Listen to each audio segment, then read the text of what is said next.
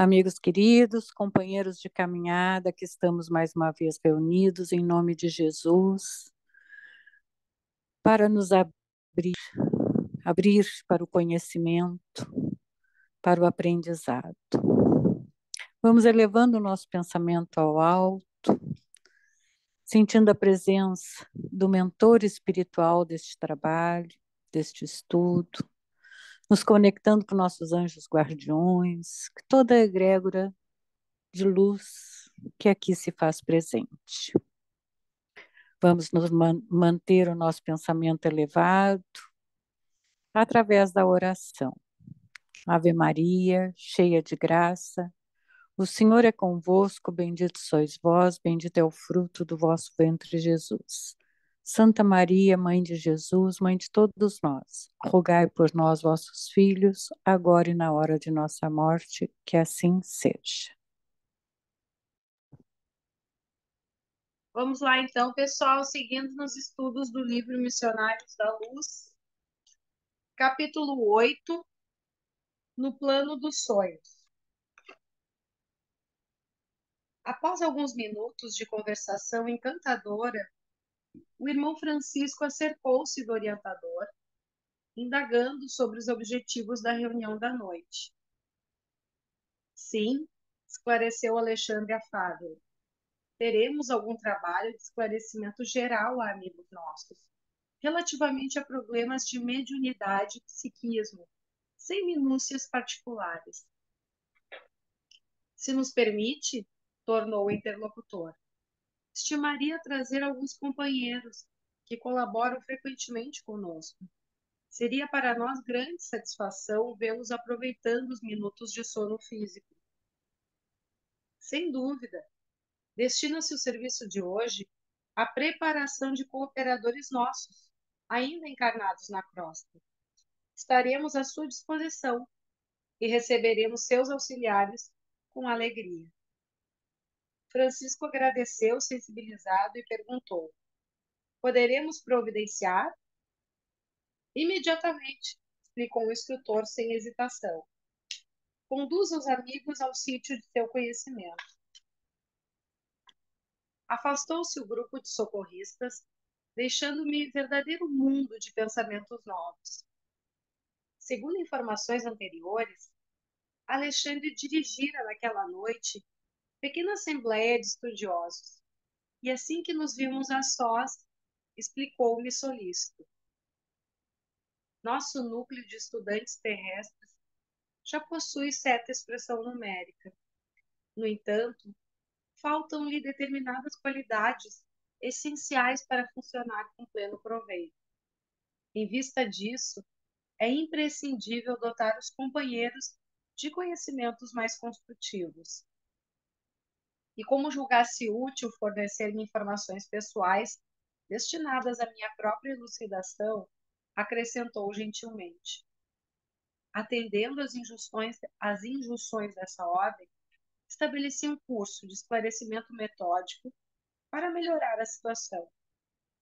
Nem todos sabem valer-se das horas de sono físico para o incentivo de semelhantes aquisições. Mas se alguns lavradores mais corajosos não se dispuserem a cultivar algumas sementes, a fim de iniciar-se mais tarde a cultura intensiva, jamais a comunidade ruralista alcançará a lavoura farta. E sorridente acentuou: contamos, em nosso centro de estudos, com um número superior a 300 associados. No entanto, apenas 32 conseguem romper as teias inferiores das mais baixas sensações fisiológicas para assimilarem nossas lições. E noites se verificam em que mesmo alguns desses quebram os compromissos assumidos, atendendo às seduções comuns, reduzindo-se ainda mais a frequência geral. Em compensação, de vez em quando, há o comparecimento fortuito de outros companheiros, como ocorre nesta noite, em face da lembrança do irmão Francisco, que nos trará alguns amigos. E os irmãos que comparecem, indaguei curioso, conservam a recordação integral dos serviços partilhados, de estudos levados a efeito e observações ouvidas? Alexandre pensou um momento e considerou. Mais tarde, a experiência mostrará a você como é reduzida a capacidade sensorial. O homem eterno guarda a lembrança completa e conservará consigo todos os ensinamentos, intensificando-os e valorizando-os de acordo com o estado evolutivo que lhe é próprio. O homem físico, entretanto, escravo de limitações necessárias, não pode ir tão longe. O cérebro de carne, pelas injunções da luta a que o espírito foi chamado a viver, é aparelho de potencial reduzido, dependendo muito da iluminação de seu detentor no que se refere à fixação de determinadas bênçãos divinas. Desse modo, André, o arquivo de semelhantes reminiscências no livro temporário das células cerebrais é muito diferente nos discípulos entre si, variando de alma para alma. Entretanto, cabe-me acrescentar que na memória de todos os irmãos de boa vontade permanecerá de qualquer modo o benefício, ainda mesmo que eles, no período de vigília, não consigam positivar a origem. As aulas, no teor daquela que você assistirá nesta noite, são mensageiras de inexprimíveis utilidades práticas. Despertando na crosta, depois delas, os aprendizes experimentam alívio, repouso e esperança, a par da aquisição de novos valores educativos. É certo que não podem reviver os pormenores, mas guardarão a essência, sentindo-se revigorados, de inexplicável maneira para eles, não só a retomar a luta diária no corpo físico, mas também a beneficiar o próximo e combater com êxito as próprias imperfeições. Seus pensamentos tornam-se mais claros, os sentimentos mais elevados e as preces mais respeitosas e produtivas, enriquecendo-se-lhes as observações, trabalhos de cada dia. É lastimável, disse eu, valendo-me de pausa mais longa, que todos os membros do grupo não possam frequentar em massa as instruções dessa natureza. Seria de extraordinária significação o ato de se congregarem mais de 300 pessoas para os mesmos fins santificantes, recebendo em conjunto sublimes bênçãos de iluminação. Sem dúvida, redarguiu o orientador no otimismo de sempre. No entanto, não podemos violentar ninguém. Toda elevação representa uma subida, e toda subida pede esforço de ascensão. Se os nossos amigos não se aproveitam da força que lhes é peculiar, se menosprezam seus próprios direitos divinos por olvidarem e, por vezes, detestarem os sagrados deveres que o Pai lhes confiou, como operar por eles, se constitui lei primordial da vida a realização divina e eterna para cada um de nós? A observação era profunda e indiscutível. A esse tempo, defrontáramos vasto edifício que impressionava pelas linhas modestas, embora transbordantes de luz. Vamos agora ao trabalho, convocou Alexandre resoluto. Mas, objetei por minha vez, não se efetuarão as aulas na sede do agrupamento onde se processam serviços a seu cargo? Se o trabalho, respondeu ele atencioso, fosse puramente consagrado às entidades libertas do corpo material, poderíamos desenvolver os nossos esforços ali mesmo, com maior êxito. Mas, no presente caso, devemos atender a irmãos ainda encarnados, que vêm até nós em condições especialíssimas e precisamos aproveitar os recursos magnéticos dos amigos que ainda se encontram igualmente em luta na Terra. E chegados diante da porta de entrada, onde se movimentava grande número de companheiros de nosso plano, o instrutor explicou: temos aqui uma nobre instituição espiritista, a serviço dos necessitados, dos tristes, dos sofredores. O Sagrado Espírito de Família Evangélica permanece vivo nesta casa de amor cristão, que o Espiritismo ergueu por intermédio de uma venerável missionária do Cristo. Nossos trabalhos se desdobrarão aqui com mais eficiência, relativamente aos fins a que se destinam. Como é interessante, acentuei, o fato de necessitarmos dos ambientes domésticos para instruções aos companheiros encarnados. Sim, comentou Alexandre com elevada sabedoria. Você não pode esquecer que grandes ensinamentos do próprio Mestre foram ministrados no seio da família. A primeira instituição visível do cristianismo foi o lar pobre de Simão Pedro, em Cafarnaum. Uma das primeiras manifestações de Nosso Senhor diante do povo foi a multiplicação das alegrias familiares, numa festa de núpcias, em pleno aconchego do lar.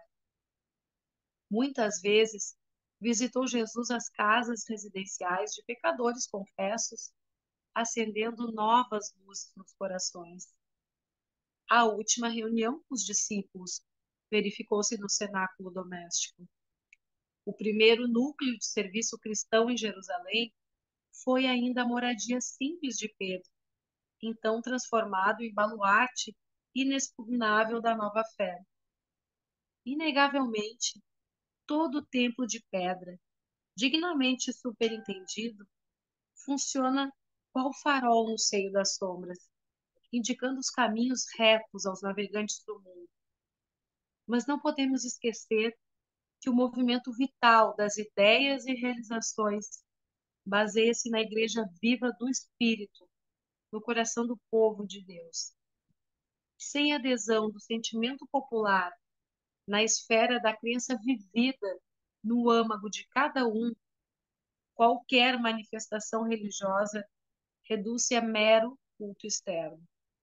Por isso mesmo, André, no futuro da humanidade, os templos materiais do cristianismo estarão transformados em igrejas-escolas, igrejas-orfanatos, igrejas-hospitais, onde não somente o sacerdote da fé veicule a palavra de interpretação, mas onde a criança encontre arrimo e esclarecimento, o jovem a preparação necessária para as realizações dignas do caráter e do sentimento, o doente, o remédio salutar, o ignorante, a luz, o velho, o amparo e a esperança.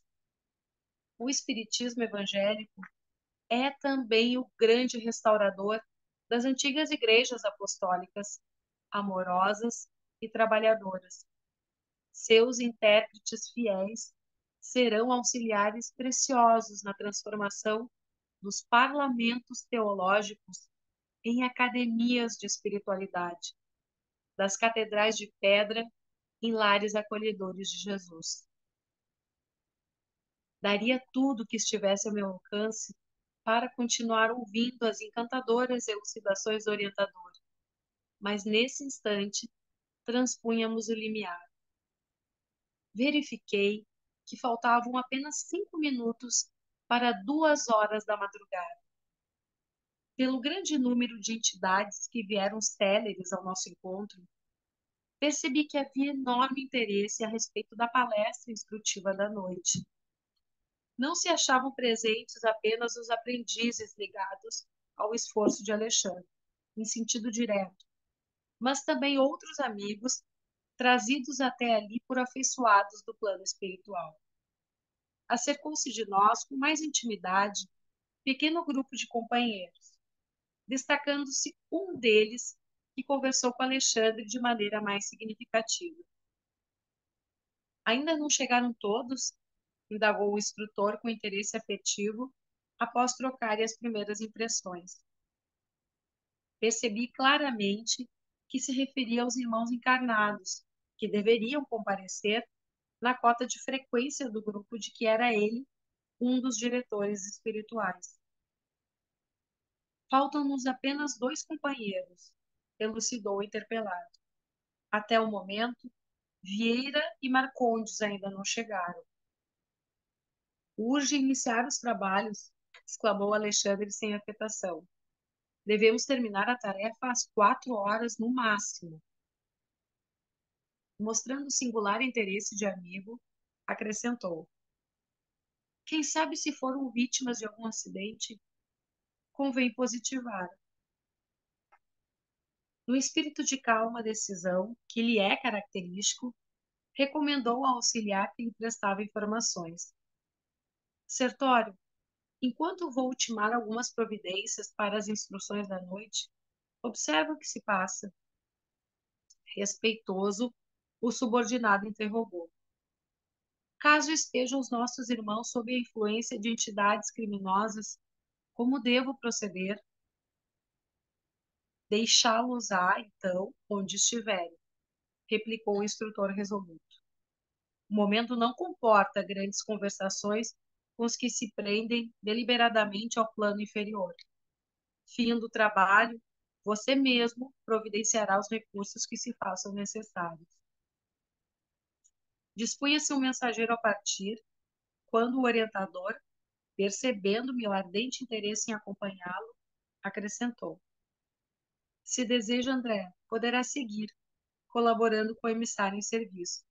Sertório terá prazer em sua companhia. Agradeci extremamente satisfeito e abracei o auxiliar de Alexandre, que me sorriu acolhedoramente. Saímos.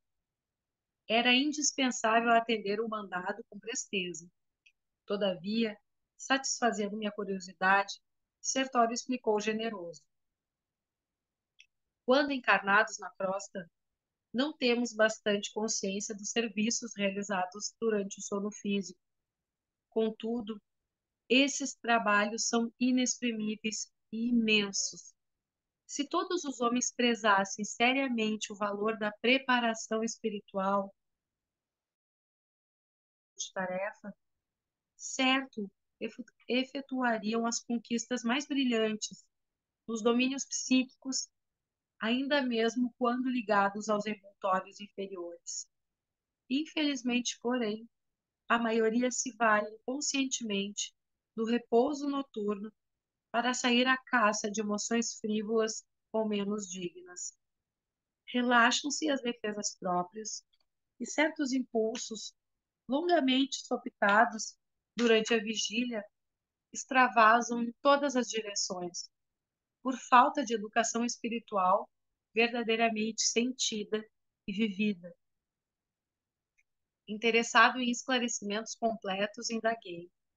Entretanto, isso ocorre com aprendizes de cursos avançados do espiritualismo? Poderiam ser vítimas desses enganos alunos de um instrutor da Ordem de Alexandre? Como não? Tornou Sertório fraternalmente. Com referência a essa probabilidade, não tenha qualquer dúvida. Quantos pregam a verdade sem aderirem intimamente a ela? Quantos repetem fórmulas de esperança e paz, desesperando e perseguindo no fundo do coração? Há sempre muitos chamados em todos os setores de construção e aprimoramento do mundo. Os escolhidos, contudo, são sempre poucos. Completando o pensamento, como a escoimá-lo de qualquer falsa noção de particularismos na obra divina, Sertório acrescentou: e precisamos reajustar nossas definições sobre os escolhidos. Os companheiros assim classificados não são especialmente favorecidos pela graça divina, que é sempre a mesma fonte de bênçãos para todos. Sabemos que a escolha em qualquer trabalho construtivo, não exclui a qualidade. E se o homem não oferece qualidade superior para o serviço divino, em hipótese alguma deve esperar a distinção da escolha. Infere-se, pois, que Deus chama todos os filhos à cooperação em sua obra augusta, mas somente os devotados, persistentes, operosos e fiéis constroem qualidades eternas que os tornam dignos de grandes tarefas. E reconhecendo-se que as qualidades são frutos de construções nossas, nunca poderemos esquecer que a escolha divina começará pelo esforço de cada um. A tese do companheiro era assaz interessante e educativa, mas havíamos atingido um pequeno edifício em frente do qual Sertório se deteve e falou: é a residência de Vieira. Vejamos o que se passa. Acompanhei-o em silêncio. Em poucos instantes, encontrávamos-nos dentro de um quarto confortável, onde dormia um homem idoso fazendo ruído singular.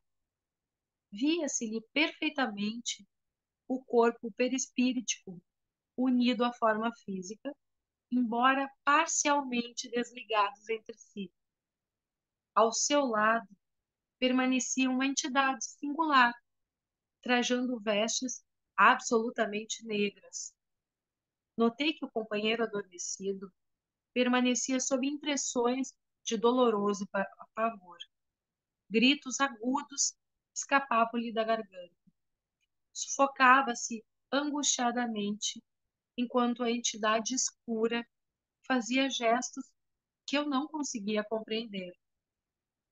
Sertório acercou-se de mim e observou. Vieira está sofrendo um pesadelo cruel. Indicando a entidade estranha, creio que ele terá atraído até aqui o visitante que o espanta. Com efeito, muito delicadamente, o meu interlocutor começou a dialogar com a entidade de luto. O amigo é parente do companheiro que dorme? Não, não. Somos velhos conhecidos. E muito impaciente acentuou. Hoje à noite, Vieira me chamou com as suas reiteradas lembranças e acusou-me de faltas que não cometi, conversando levianamente com a família.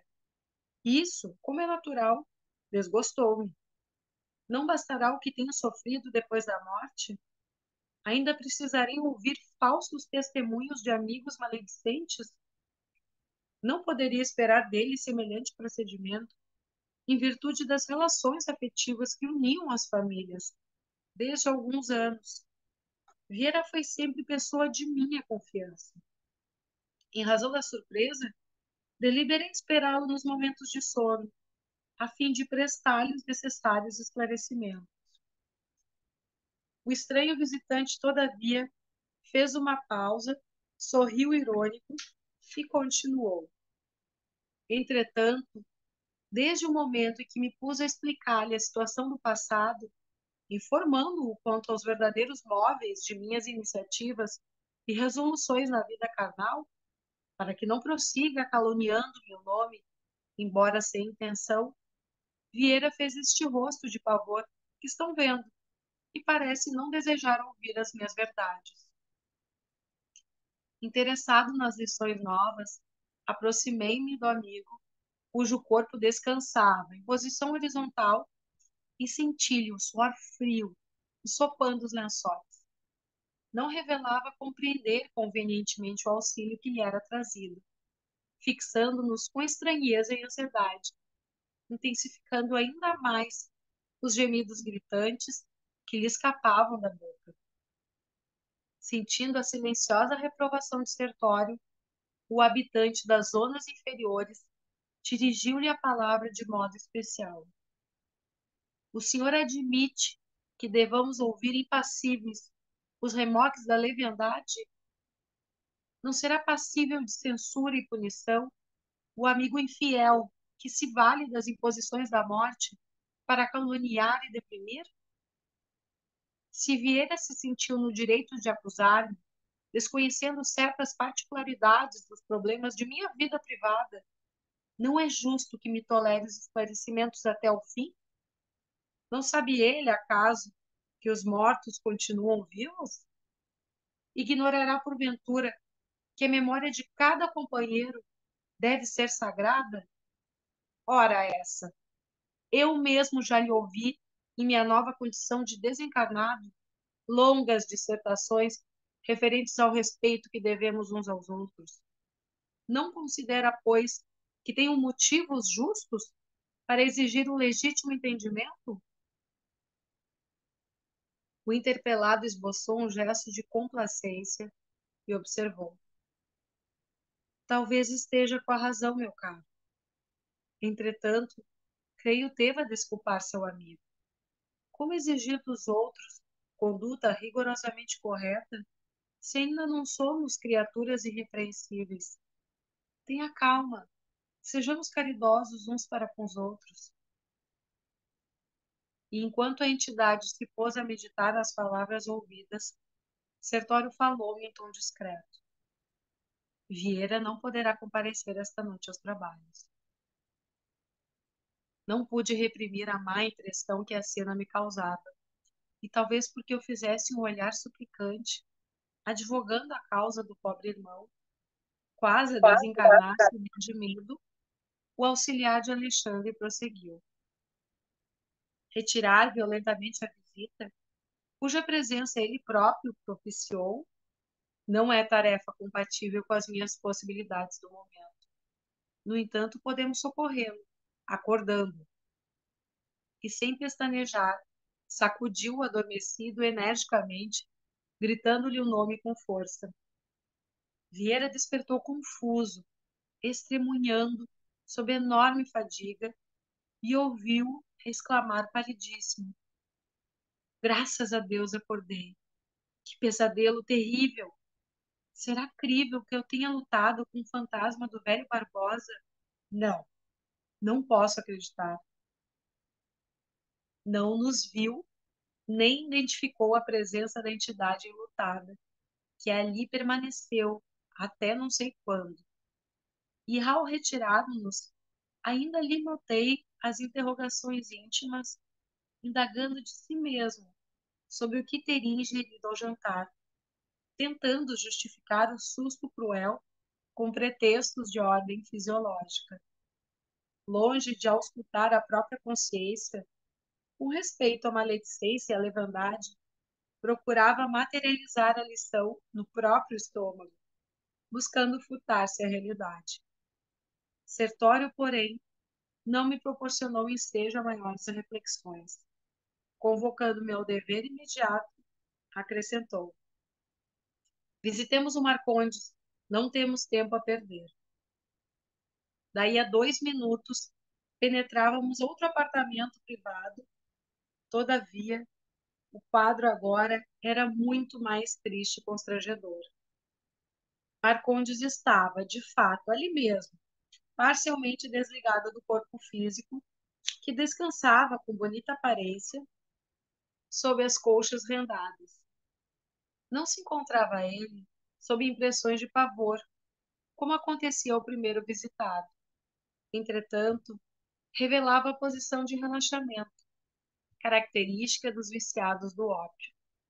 Ao seu lado, 3 entidades femininas de galhofeira expressão permaneciam em atitude menos edificante. Vendo-nos de súbito, o dono do apartamento surpreendeu-se, de maneira indisfarçável, mormente fixando Sertório, que era de seu mais antigo conhecimento. Levantou-se envergonhado e ensaiou algumas explicações com dificuldade.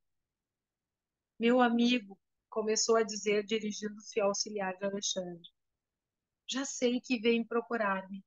Não sei como esclarecer o que ocorre.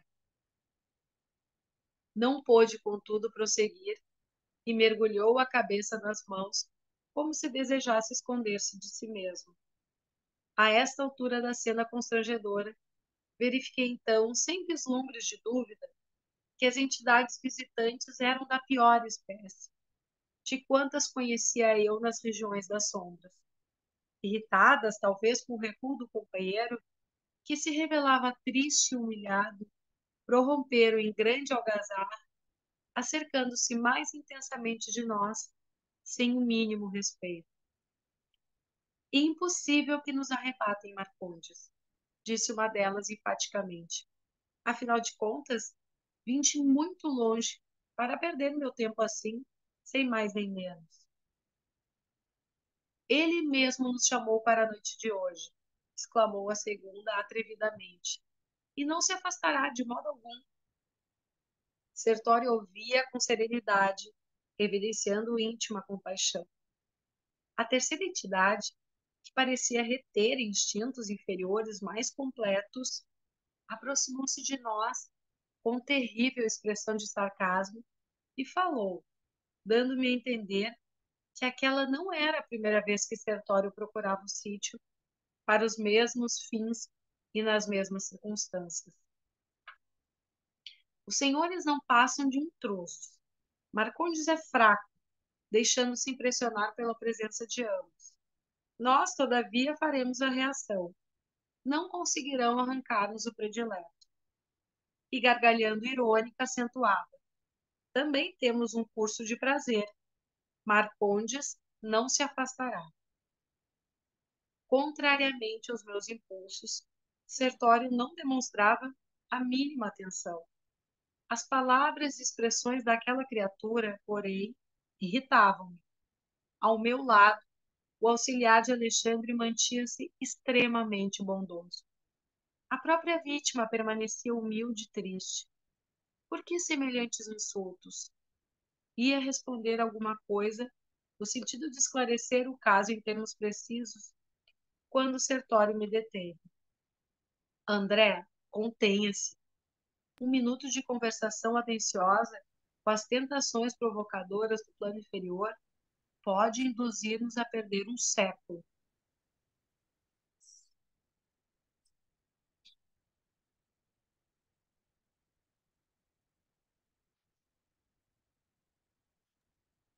Flavinha travou. Oiê, Tá travou, ouvindo? travou no século. Ah, tá. Em seguida, com invejável tranquilidade, dirigiu-se ao interessado, perguntando sem espírito de censura: Marcondes, que contas darei hoje de você, meu amigo? O interpelado respondeu lacrimoso e humilhado: Ó, Sertório, como é difícil manter o coração nos caminhos retos. Perdoe-me, não sei como isso aconteceu. Não posso explicar. Sertório, porém, parecia pouco disposto a cultivar lamentações e, mostrando-se muito interessado em aproveitar o tempo, interrompeu. Sim, Marcondes, cada qual escolhe as companhias que prefere. Futuramente, você compreenderá que somos seus amigos leais e que lhe desejamos todo o bem. Despejaram as mulheres nova série de frases ridicularizadoras. Marcondes começou de novo a lastimar-se, mas o mensageiro de Alexandre, sem hesitar, tomou-me a destra e regressamos à via pública. Voltemos imediatamente, disse ele decidido. E em que ficamos? Indaguei. Não vai acordá-lo? Não, não podemos agir aqui do mesmo modo. Marcondes deve demorar-se em tal situação para que amanhã a lembrança desagradável seja mais duradoura, fortificando-lhe a repugnância pelo mal. Que fazer então? Perguntei espantado. Diremos ao nosso orientador o que ocorre, redarguiu o Sertório calmamente. É o que nos cabe levar a efeito. E sintetizando longas considerações que poderia expender relativamente ao assunto, frisou. Por agora, André, chama-nos o dever mais alto no campo de nossa jornada para Deus. Entretanto, quando terminarem as instruções na noite, voltarei a ver o que é possível efetuar em favor de nossos pobres amigos. No momento, não devemos perder os minutos. As preleções de Alexandre não se destinam somente ao preparo dos nossos irmãos que ainda se ligam aos envoltórios de carne na superfície da crosta.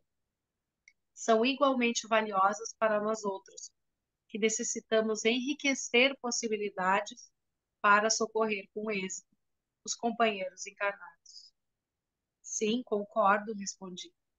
No entanto, a situação de Vieira e Marcondes sensibiliza-me profundamente. Sertório, porém, cortou-me a palavra, rematando seguro de si mesmo. Conserve seu sentimento, que é sagrado. Não se arrisque, porém, a sentimentalismo doentio. Esteja tranquilo quanto à assistência, que não lhes faltará no momento oportuno.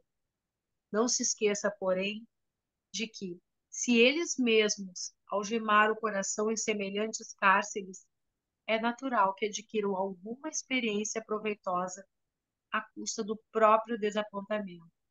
Final do capítulo 8. Bom, esse capítulo aí, na realidade, ele é longo, tem uma série de assuntos que a gente poderia até desenvolver aqui, né? Ele começa lá com aquela questão do irmão Francisco. O irmão Francisco que levou o Afonso para dar o auxílio ao Antônio, lembra? Semana passada. E aí a turma do socorrista, o que é o irmão Francisco? É um que é responsável por regiões que são socorristas, que são telepaticamente convocados quando tem uma urgência, ou muitas vezes até vão direto como se fosse um SAMU espiritual. E ele tem os seus socorristas junto. Então, ele pediu para o Alexandre se eles poderiam também acompanhar os trabalhos daquela noite. E qual é o trabalho que tinha aquela noite? É exatamente um palestra, não necessariamente espírita, provavelmente seja de vocação evangelizadora, né? de filosofia de vida, né? De pregação do bem, do Evangelho de Jesus. E eram espíritos encarnados em desdobramento, incluindo aí provavelmente médiuns da casa espírita, e aí o André Luiz pergunta para ele, onde é que vai ser isso? E até a turma do Francisco foi junto, iam junto. Onde é que vai ser? Não vai ser lá na casa espírita? Não, não vai ser num centro social, tá? De alta elevação espiritual, mas mais eclético, ou seja, que desse a permissão para que espíritos encarnados em desdobramento pelo sono pudessem comparecer sem afetação. Por exemplo, aí vai pegar um judeu que vai lá ter uma palestra numa igreja, não vai se sentir tão bem. Ou um católico vai numa sinagoga assistir uma pregação, não vai se sentir tão bem. Alguém que não seja espírita e que tenha uma vocação para é cristão, mas não é muito espírita, vai para um centro espírita. Então, qual foi a opção? Ir para um auditório maior de assistência social. E aí ele faz ali, eu vejo só que ficou nas entrelinhas, que no futuro o mundo espiritual superior é um estado de consciência superior, não tem religião. E que no futuro nós vamos um dia nos voltar, cada um vai se voltar nas suas atividades para a origem do cristianismo, que foram os seguidores da Igreja do Caminho. A gente viu lá no Paulo Estevão, né? Então, era o quê? Uma área de assistência aos doentes, né, aqueles que tinham necessidade de se alimentar, de receber medicação, acolhimento, e era essa a igreja verdadeira de Jesus. Como quantas e quantas vezes a gente afirma que o mais importante na religação, na religião, é a assistência social, que às vezes a gente faz pouco, às vezes não, fazemos muito pouco e deveríamos fazer muito mais, né? O acolhimento das pessoas, essa assistência social para, no mundo dos encarnados, satisfazer, em parte ao menos, as necessidades para que cada um possa cumprir aqui um pouco da sua missão, ou seja, de vivenciar experiências de convivência e tal. Uma pessoa com fome, uma pessoa doente, uma pessoa abandonada, ela tem menos condição para enfrentar os desafios da vida. Essa é a função da assistência social, do ato da caridade que devemos, e nós aqui como espíritas estamos estudando uma obra que teoricamente ela tem assuntos inerentes ao plano espiritual, de sabermos o quanto que a gente faz pouco e deveríamos fazer muito mais. Também, ele coloca nas entrelinhas, do processo de dar acesso a esses locais de irrigação religiosos, templos, para que as crianças sejam evangelizadas.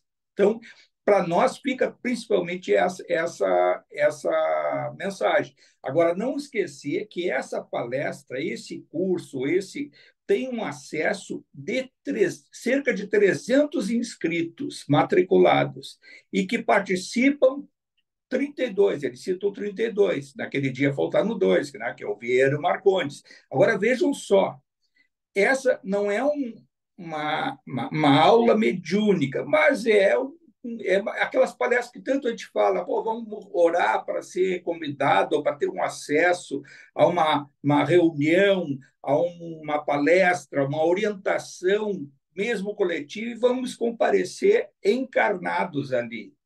300 inscritos, 32, ou seja, dá praticamente 10% de assiduidade. E por que não chegam? Não chegam, claro que tem dois casos que vão ser referidos especificamente, não chegam porque não há um preparo mental para o desdobramento do sono. Não se preparam com higiene mental, entra o componente também da alimentação, entra o componente da sintonia vibratória, e a gente vai perceber porque durante a noite nós somos atraídos, não é lá para... A gente vê ali dois casos que não compareceram, que eram assíduos dos 32. Não quero nem falar daqueles outros 200 e tanto que nem aparecem, mas aqueles que saem do corpo e são atraídos por essas energias mais densas ali perto do seu próprio quarto, né? E aí a gente vai ver a situação, como é que se dá. Ele já escolhe o horário entre 2 e 4 da manhã. Por que 2? Porque, em geral, se tem vários inscritos, vai ter aquele que vai dormir mais tarde, aquele que vai chegar do trabalho, aquele que vai ter uma atividade até meia-noite, 1 hora, então 2 da manhã, e que até às 4 ele seja acoplado novamente ao seu corpo físico, saindo lá do auditório. Alguém queria falar aí? Eu ouvi um sinal? Eu, Kiko, Francisco, fala. Esse livro, para mim, assim, é um dos melhores livros que tem, né? E ele tem muitos detalhes. E eu assinalei esse livro aí há um tempo atrás, sei lá, 2, 3 anos atrás ali, e agora eu quero falar agora para não me esquecer, porque senão vai passar e eu não vou me lembrar. Essa última parte aqui, a última parte antes do final do capítulo ali, tá? Aonde como é que é o nome dele? Marcondes. O Marcondes fala pro André que aonde que ele tente se concentrar, que ele tente entender para que não caia, né? Como é o Sertório. É o Sertório. O Sertório fala para o André a questão assim, como é sutil quando para todos nós, como nós não conseguimos ainda separar quando a gente tem atitudes de pena, quando a gente tem um envolvimento com um espírito mais grosseiro ou com atitudes mais grosseiras, e muitas vezes a gente acaba se enrolando, né, junto. Então, assim, o Sertório, ele deu 2 dicas ali que parece que são muito importantes, né? Uma, quando ele diz para encerrar a conversação com aqueles 3 espíritos das mulheres, que daqui a pouco se atrapalha durante um século. E no final, eu acho que no último parágrafo, ele diz de novo, né? Assim, uma questão bem sutil, que a gente não se envolva, entendeu? Que aquilo ele tem que resolver, né? E muitas vezes a gente acaba, né, resolvendo. E aí, Francisco, onde mora o perigo? Como a gente sabe quando a gente se envolveu, né? E quando a gente não ajudou? É bem sutil. Como é difícil isso, né? Não, é terrível, né? Porque a gente lê essas coisas e se encaixa num grau 10 ainda, 10 vezes, né? A nossa situação. Porque, olha só, quando o Sertório é orientado pelo Alexandre, vai ver o que aconteceu com dois, que talvez tenha acontecido um acidente, um problema e tal, uma intercorrência.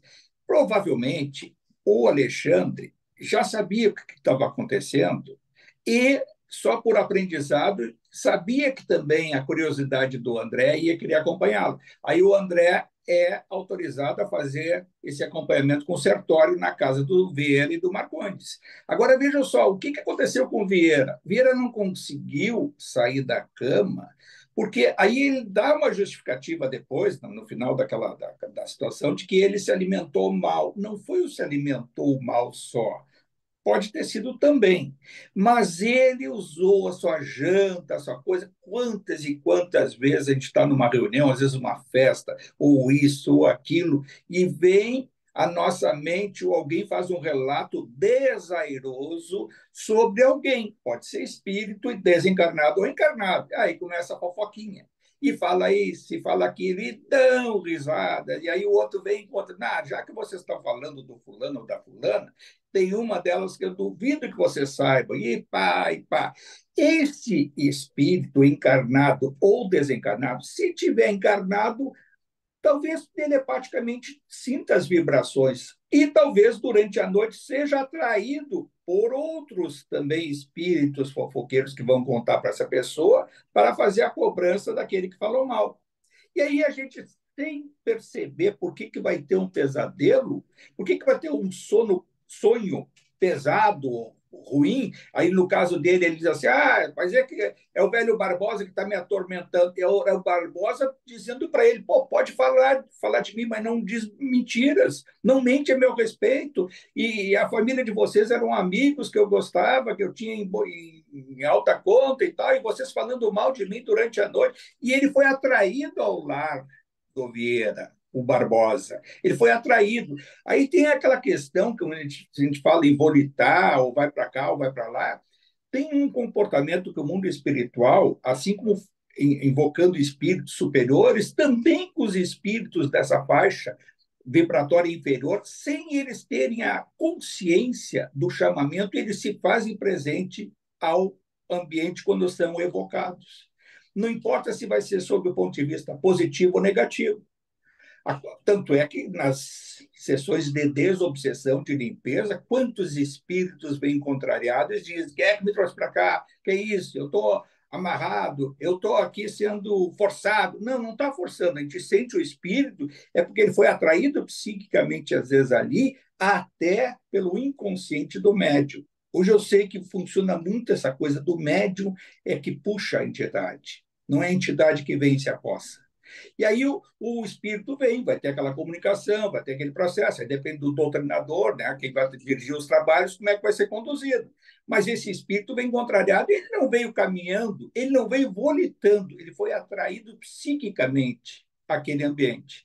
E assim que se dá, e o caso do Vieira é clássico dessa forma. Não era um espírito que queria simplesmente se vingar do Vieira, ele queria só esclarecer. Só que o outro, olha o sentimento de culpa, o outro falou tanto, fez tanta comentário desairoso, negativo contra o cara, que ele se sentiu culpado quando ele percebe a energia do Vieira. E se sente até envergonhado, mas não trabalha essa vergonha, ele não está no processo de arrependimento. Mas só por essa situação não consegue sair do corpo para ir lá assistir o curso que ele era nos 32. Aí vem o outro caso mais sério ainda do Marcondes. Então, o Marcondes não era ali, tem que cuidar bem pelo texto, aquelas 3 entidades que estavam querendo fazer sexo com ele e tudo, eram espíritos. E ele, o Marcondes encarnado. Ele não levou mulheres do sexo, né, prostitutas, ou seja, o que for, para a cama dele fisicamente, mas psiquicamente alguma coisa, e elas disseram, olha, ele que nos chamou, e não é a primeira vez. E nós ensinamos para ele também muitas coisas que ele fica, então, achando que vai fazer lá, vai aprender no curso de vocês, nas palestras de vocês. Tem outras coisas interessantes que ele gosta tanto que a gente ensina aqui. Só que ficou extremamente envergonhado vendo o Sertório.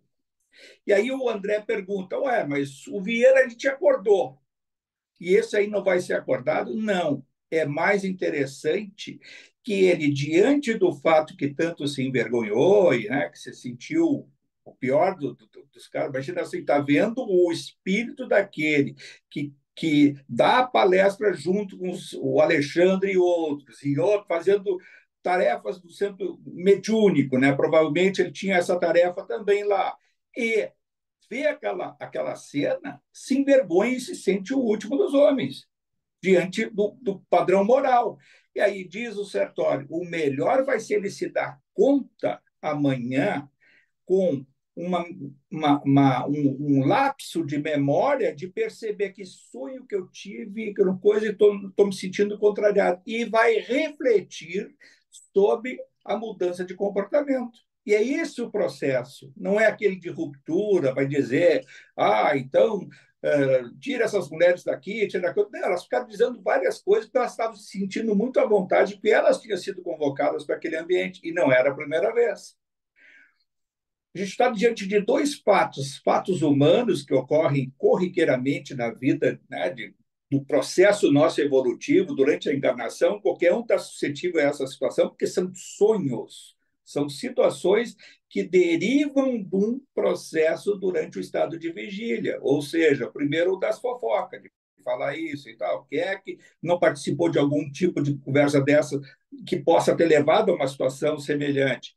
A questão sexual depende também da fase da pessoa, em geral pode ser mais com homem ou a própria mulheres que passam por isso.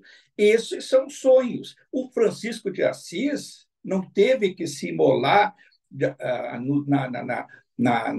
nos espinhos da roseira, porque ele teve sonhos que aí o mundo espiritual estava fazendo o teste com ele, mandando sereias, né, a imagem de donzelas para ele, e ele se sentiu em algum momento com um processo durante a noite, de sedução. E aí acorda, e aí vem aquela coisa, aí vem a questão da culpa religiosa e outras coisas. Não é assim que tem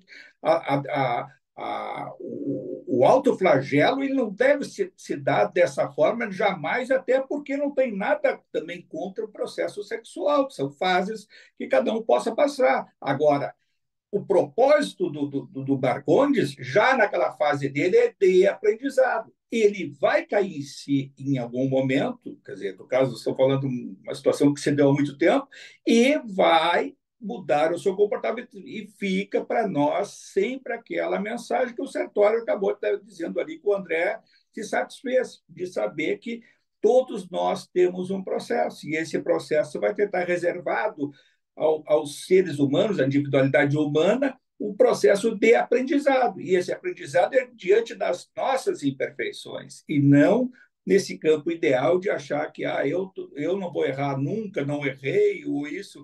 Deus me livre de pensar que eu possa ter feito isso, aquilo. Todos nós estamos suscetíveis a essas situações. Existem muitas outras, muitas outras. O desregramento para outras situações, o comportamento nosso moral diante de outras pessoas, o ato de sermos, às vezes, até mais violentos e mais rudes com determinadas situações. Às vezes a gente é injusto no tratamento com as pessoas, a gente não tem a situação de tratar os outros de uma forma igual como nós gostaríamos que nós fôssemos tratados diante de uma situação adversa ou não, no campo social, familiar, profissional, e assim sucessivamente. Aprendizados, olha, em quantidade imensa que a gente tem dessas obras, desses textos aí, que nos levam a muita reflexão. E a gente vê assim, o quanto que a gente pode e deve aproveitar melhor o nosso sono, tá? De qualificar o nosso sono e, fundamentalmente, até, claro, nessa aqui ele está se referindo de cursos, palestras já com inscrições em matrículas, Quem é que vai dizer que durante a noite nós não recebemos a orientação, para quem tem a tarefa de multiplicar o evangelho à luz da doutrina, e que no vá de noite, certamente nós, durante a noite, temos a franquia em determinados locais vinculados à espiritualidade de atividades do nosso centro. Ou também o que ocorre, isso aí é uma praxe, né? Está lendo um livro e muitas vezes está meditando sobre o que está lendo. Durante a noite, os nossos amigos espirituais nos levam a uma reflexão sobre o assunto que nós estamos lendo. Ocorre, às vezes, de livros que nós não temos ainda o conhecimento aqui, que eles nos levam a uma biblioteca, uma área de estudos, e fazem um comparativo e contam sobre uma outra obra que tem a ver com aquela que a gente está estudando, lendo, e nos leva a uma outra compreensão. E às vezes passam os dias, a gente acorda, e daqui a pouquinho meia ideia, estava me dando conta isso, mas aí eu li isso e já tinha aquilo. E eles vão e nos ajudam, e eles ajudam de uma forma persistente a cada um de nós, principalmente quando a intenção é de multiplicar o conhecimento. A virtude de agregar uma determinada situação não é para nós guardarmos interiormente, é de expandir, né? Compartilhar conhecimento, compartilhar visão crítica, sempre com equilíbrio, né? Porque quando nós nos desequilibramos nessa nossa faculdade de multiplicação e compartilhar conhecimento, tem que cuidar com os excessos para não abrir a porta da vaidade.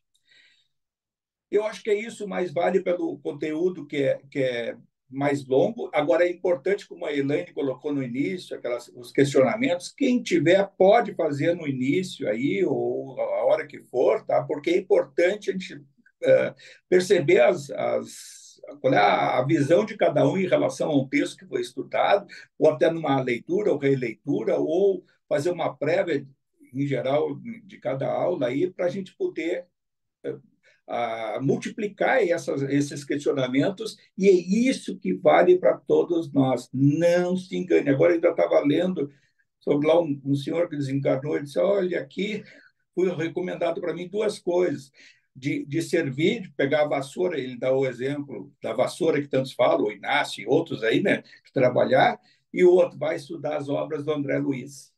Do André Luiz, que não vieram do André Luiz, vieram do mais alto. E é um aprendizado, é uma universidade para cada um que tem o propósito de querer estudar o Evangelho de Jesus sob o ponto de vista da espiritualidade. As obras do André Luiz, essa que a gente está já estudando há um tempo, já estudamos outras coisas, e é isso que a gente tem que sempre agradecer a oportunidade. Eu acho que é isso, pessoal. A gente passou um pouco do tempo porque o capítulo é um pouco longo e a gente teve que falar mais algumas coisas. Vou levar nosso pensamento ao alto, a Jesus, agradecendo a todos aqueles nossos amigos espirituais, a espiritualidade amiga, aquela que tem muita paciência com as nossas imperfeições.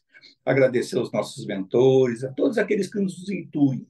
E quem sabe lá, com esse aprendizado, a gente possa, quem sabe, utilizar melhor o mecanismo do nosso desdobramento noturno, através dos nossos sonhos e o sono reparador do corpo físico. Possa captar o máximo de energias, de esclarecimentos, da palavra amiga da espiritualidade superior. Pai nosso que estais no céu, santificado seja o vosso nome. Venha a nós o vosso reino e seja feita a vossa vontade, assim na terra como no céu. O pão nosso de cada dia nos dai hoje. Perdoai as nossas ofensas, assim como nós perdoamos a quem nos tem ofendido. E não os deixeis cair em tentação e livrai-nos de todo o mal, Senhor. E que assim seja. É isso então, pessoal.